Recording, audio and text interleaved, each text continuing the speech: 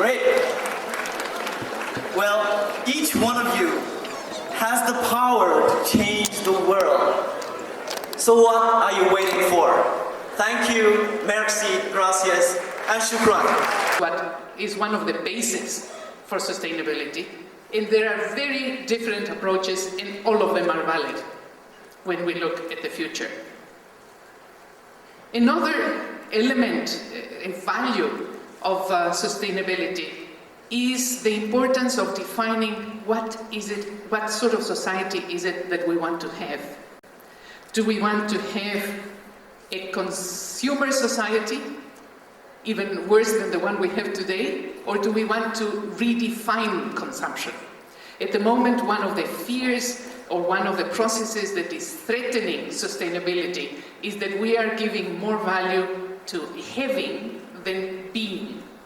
And I think that's a tremendous threat that we have to face. Especially our generation, because whatever we decide will have an impact on you. In processes, sustainable development is partnerships.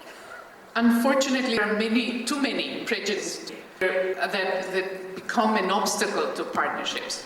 Who are the good, who are the bad and ugly? And that's a category setting of the private sector, the government, the NGOs, and one not working with the other is, I would say, one of the most important obstacles. And today, I don't think there is any space for that. There is no bad in principle. There is no ugly sector in principle. And there are many good people looking to the future who would want to change, who have inherited a reputation, but not necessarily the problems. They have inherited the problems also, but not the characteristics of the past. Sustainable development is managing conflicts. We are start learning about management of conflicts. I don't think we will achieve as much in the short time we have to start changing things.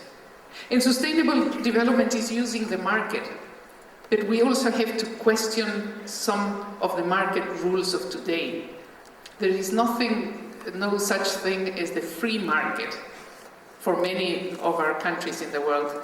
And I think it lies ahead of us the possibility of redefining what is market. In terms of actions, natural resources are finite. They are also an unexplored potential. And we should be thinking of how to use them sustainably. We can learn from others. There is a potential for new food products, for new shelter products, for medicines and chemicals that have in many ways been abandoned to the past because of an effort to copy models that are not that sustainable. We have, from the outcomes of Johannesburg last week, the possibility of generating an enormous amount of processes that will have to deal with water and with energy. Dr. Swaminathan and our colleague here have already mentioned, and both have challenges for the next decade.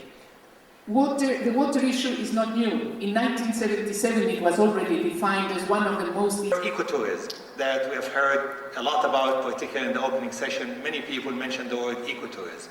I'll give you an example from the small country of Belize. And with the help of the GEF in advancing the effort of ecotourism, it generated 4,500 new jobs in such a small country, with an addition to income of $50 million a year. Go a little closer to Costa Rica, another small country. A partnership there between Merck, the famous pharmaceutical company, and the government, trained young people with some education, of course, so that they can go to that next level of training in going into the forest and identifying and collecting medicinal plants that can be utilized for some of the sophisticated medications that we have. And it pays well, because ultimately the prices of the medicines, as we know, are for all kinds of livelihoods, but in addition, also for investment in these areas.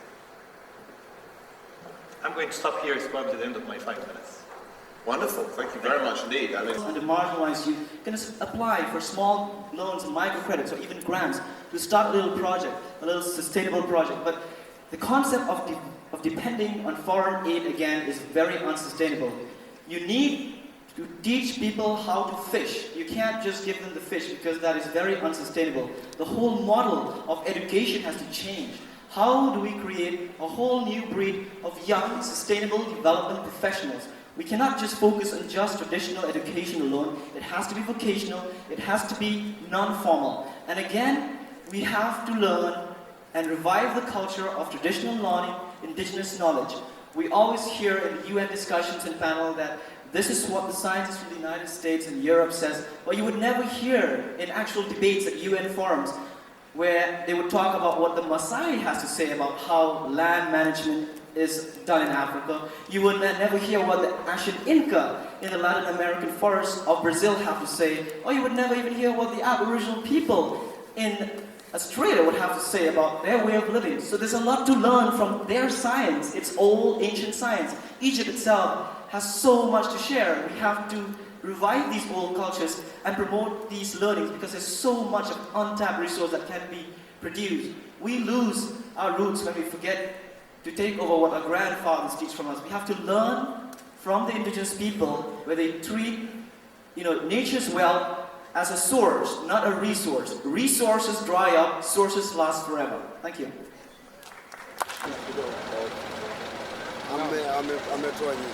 Library of Alexandria.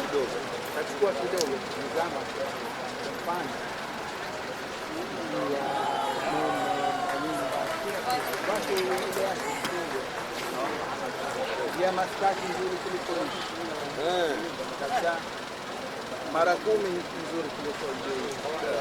No, wewe hii sikitu. Lazima majumba